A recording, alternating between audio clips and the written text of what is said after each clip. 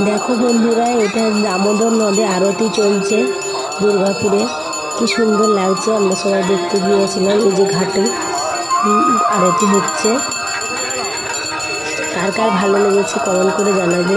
কে কে দেখেছো ওখানে গিয়ে সেটাও কমেন্ট করে জানাবে। গুড নাইট, টাটা বন্ধু।